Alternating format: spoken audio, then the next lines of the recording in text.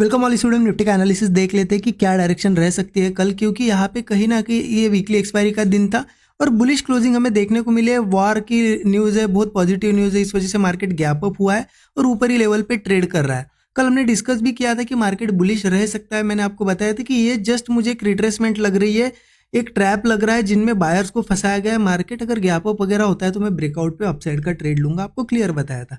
और इन लेवल्स के आसपास यहाँ पे मेरा ब्रेकआउट पे जब क्लोजिंग मिलने लगी इसके ऊपर अच्छा ट्रेड बना भी था, स्टूडेंट ग्रुप में मैंने शेयर कर दिया था।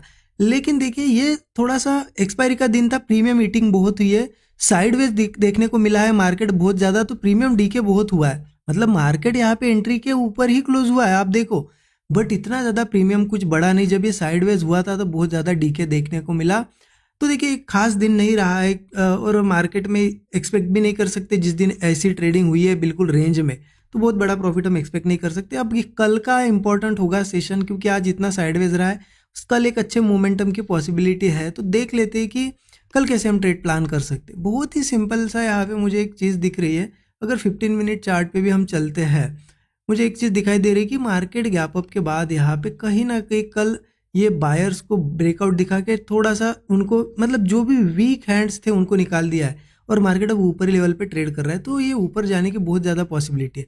तो कल का तो क्लियर है, मार्केट जितना ज़्यादा बुलिश है कि सेल तो मैं यहाँ पे बिल्कुल नहीं करूँगा। कल मैं सेलिंग कब करूँगा, एक दो दिन अगर ऐसा नीचे क्लोजिंग देने लगता है, ऐसे स्ट्रक्चर बनाने लगता है वीक लोअर लोज, तब मैं सेलिंग का सोचूंगा। अभी तो यहाँ पे मेरा बुलिश ही व्यू है। अब मैं यहाँ पे क्या देख रहा हूँ, मार्केट में कहाँ पे ट्रेड प्लान करने वाला हूँ। देखिए ओपनिंग कहीं पे भी हो, ऊपर देखिए दो लेवल दिख रही है मुझे। एक लेवल दिख रही है 24,090 की, कल भी हमने डिस्कस की थी, और उसके ऊपर और एक लेवल है यहाँ पे, ये 24,090 के ऊपर 24,160।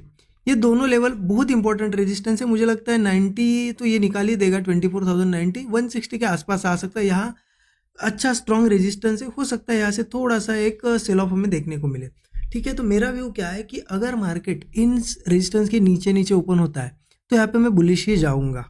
ठीक है, क्योंकि देखिए रेजिस्टेंस के पास अगर ओपन होता है, सीधा गैप अप हुआ इस रेजिस्टेंस के पास, तो हमें फिर वेट करना पड़ता है कि ये रेजिस्टेंस के ऊपर जाके सस्टेन करे। कोई भी रेजिस्टेंस के पास देखिए बड़ा गैप अप हुआ मान लो, तो ये रेजिस्टेंस या फिर ये रेजिस्टेंस, तो वेट करना पड़ता है। फिर अगर इनके पास ओपन हुआ तो इसके ऊपर जाके जब सस्टेन करके फ्रेश ब्रेकआउट्स बनाएगा तभी कॉल साइड के ट्रेड बने।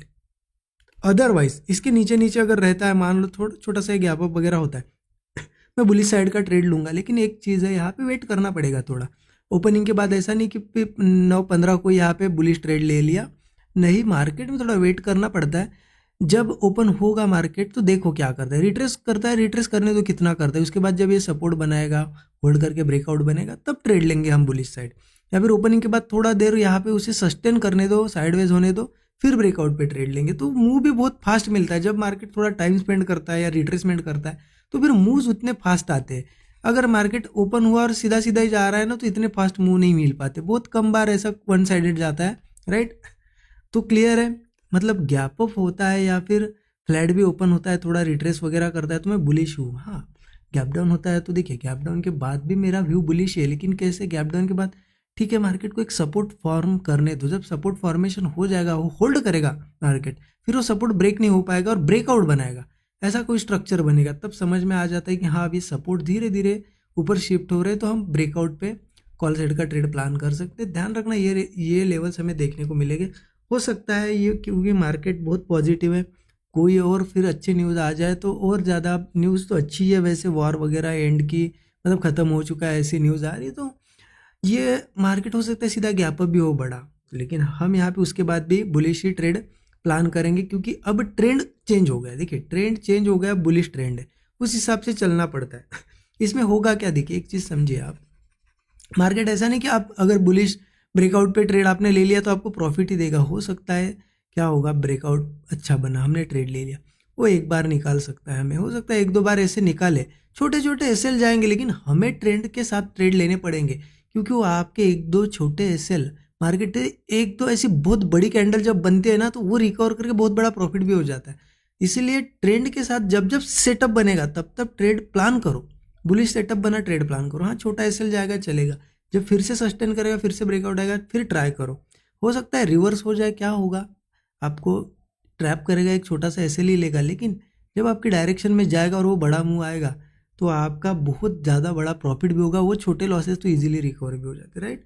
तो डरना नहीं है। लोग क्या करते हैं ना, गलतियाँ क्या होती है कि मान लो बिगिनर क्या करते हैं, खास करके बुलिश मार्केट है, सब कुछ पता है, मार्केट यहाँ अच्छा सेटअप भी बनाएगा, बुलिश ट्रेड भी लेंगे, लेकिन एक बार अगर ट्रैप कर लिया मार्केट ने, ठीक है, और एक दो बार ऐसे उनको ट्रैप कर लिया, फिर जब वो रियल ब्रेकआउट बनता है उसमें पार्टिसिपेट नहीं करते, उनको लगता है एक दो बार ट्रैप किया है, अब मुझे ट्रेड नहीं लेना है बुलिश, पर तभी बड़ा मुंह आता है, फिर रिग्रेट करते हैं। इसीलिए ये चीज़ें नहीं करनी। ट्रेंड बना है, ट्रेंड के साथ ट्रेड लेते रहो, एक ही ट्रेड आएगा, पूरा बहुत बड़ा प्रॉफिट आपको दे देगा, ठीक है।